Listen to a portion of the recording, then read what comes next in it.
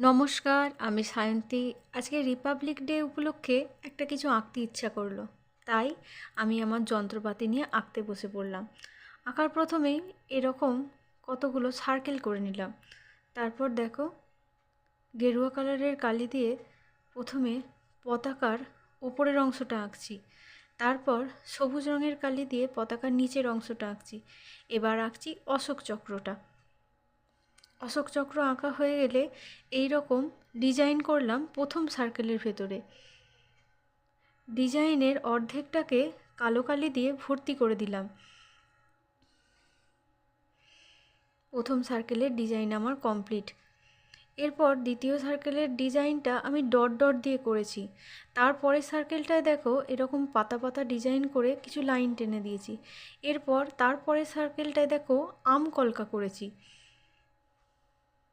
সবটাই করেছি কিন্তু কালো কালি দিয়ে।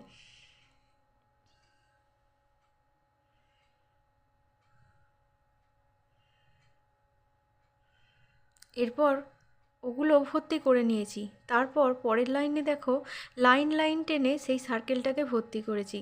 তারপরের লাইনটায় একটু বড় বড় করে কলকা করে নিয়েছি, একটা বড় কলকা একটা ছোট কলকা, তার মাঝে আবার ডট দিয়েছি। তারপরের লাইনটায় পাতা পাতা ডিজাইন করেছি, একটা পাতা ভরাট একটা পাতা খালি। একদম ওপরের লাইনটায় মন্দির বা পদ্মের পাপড়ির মতো এক রকমের ডিজাইন করেছি। ভেতরটায় আবার আর একটা লাইন করে দিয়েছি, তারও ভেতরে আবার আর এক রকমের ডিজাইন করেছি। এইভাবেই এই সার্কেলটাকে আমি কমপ্লিট করেছি।